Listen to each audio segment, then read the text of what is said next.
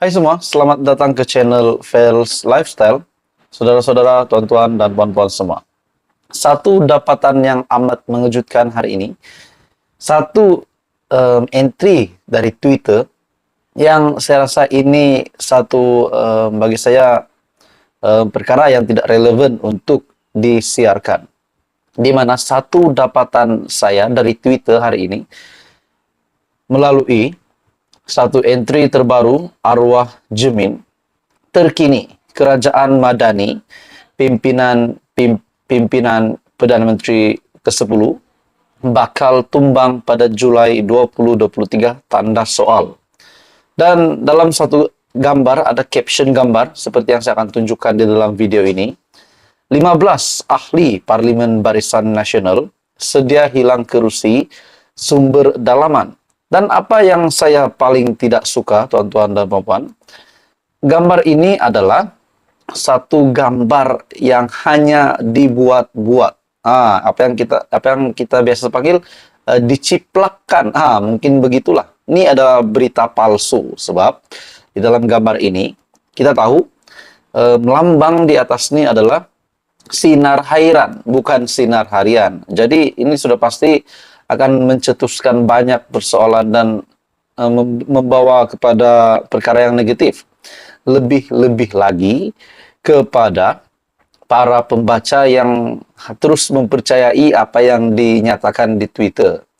Jadi tuan-tuan dan puan semua, berkaitan dengan tajuk di dalam berita palsu ini, yaitu ditulis di dalam artikel ini, kononnya lambang itu sama dengan sinar harian. Namun apa yang kita dapat lihat sini, gambar ini adalah sinar hairan.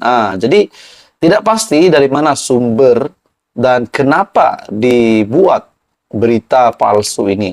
Dengan membuat persoalan di sini, tajuk artikel ini, 15 ahli Parlimen BN sedia hilang kerusi sumber dalaman. Jadi tuan-tuan dan puan semua, ini satu berita yang tidak baiklah. Tidak patut dicontohi, di mana menyebarkan berita palsu. Ini pasti sedikit sebanyak akan menjejaskan reputasi kepada individu, kepada parti ataupun pemimpin yang namanya dinyatakan di dalam artikel palsu ini.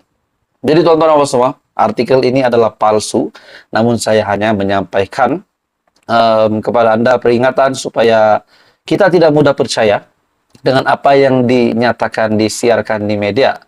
Jadi entry Twitter ini Anda boleh lihat, saya ada tangkap screenshotnya.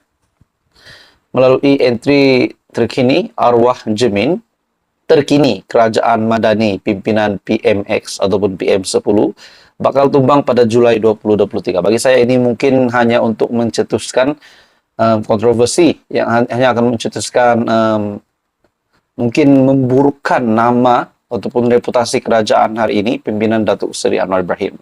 Kononnya dalam satu artikel, 15 ahli Parlimen BN sedia hilang kerusi sumber dalaman. Jadi tuan-tuan apa semua, menurut Anda, apa komen Anda setelah ada berita palsu begini? Jadi mohon kita jangan cepat percayalah.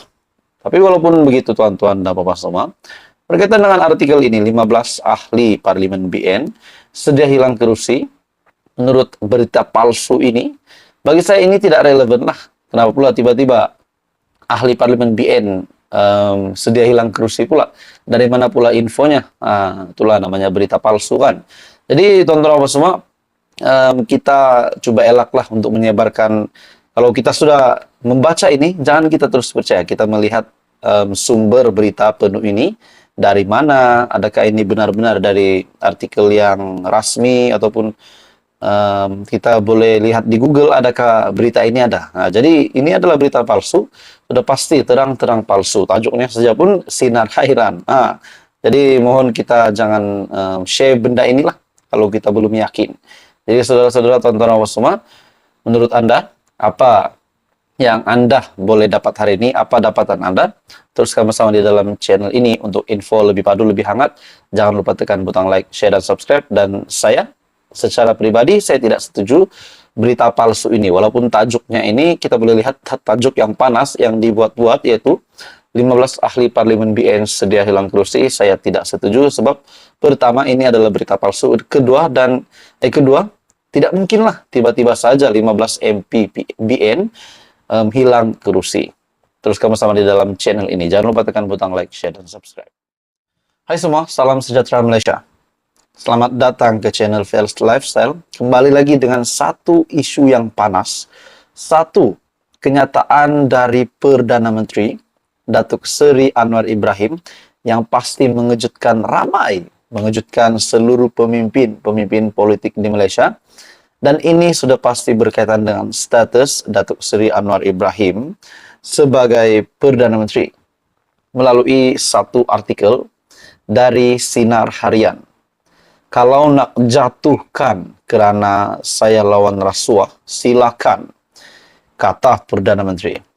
Seperti yang kita tahu, setelah Datuk Seri Anwar Ibrahim mengangkat sumpah sebagai Perdana Menteri, sebagai pemimpin Kerajaan Malaysia Madani hari ini, kita dapat melihat SPRM semakin giat melakukan tangkapan, agresif membuat kerja, dan banyak saja individu-individu yang kita tidak percaya pun akan terlibat dengan kes rasuah, menerima dan meminta rasuah, pengubahan wang haram, salah guna kuasa, akhirnya berjaya didedahkan, berjaya dilondehkan rahsia mereka, terutamanya kepada pemimpin-pemimpin politik yang terlibat, terpalit dengan rasuah, dan juga beberapa individu, bukan saja beberapa, tapi ramai individu yang berjaya direman, berjaya ditangkap, berjaya dibocorkan rahsia mereka terlibat dengan rasuah. Jadi kita dapat lihat misi dan visi Perdana Menteri untuk menumbangkan,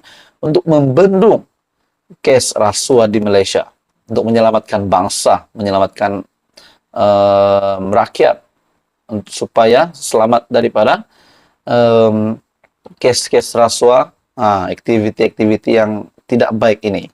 Jadi kenyataan Perdana Menteri ini pasti mengejutkan. Kalau nak jatuhkan kerana saya lawan rasuah, silakan, kata Perdana Menteri.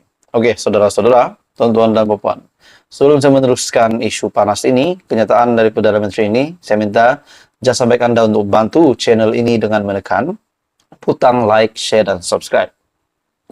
Perdana Menteri Datuk Seri Anwar Ibrahim menegaskan beliau tidak akan bertolak ansur dalam usaha membersihkan Malaysia dan menyelamatkan bangsa daripada tindakan individu yang merompak kekayaan negara.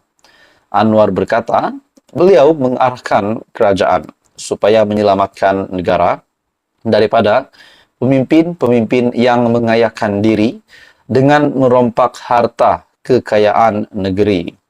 Itu tekad saya. Senang susah saya hadapi. Kalau nak jatuhkan kerana saya lawan rasuah, silakan.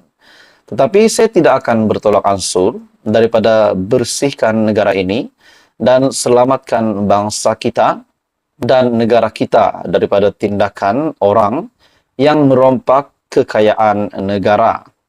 Bukan sedikit, dan ini termasuk pimpinan yang ada dalam kerajaan, baik menteri dalam kalangan kerajaan negeri Exco. Kena ingat, saya arah SPRM, Suruhanjaya Pencegahan Rasuah Malaysia. Apa? Ambil tindakan kepada siapa sahaja yang melakukan rasuah, terutama setelah kita bagi amaran.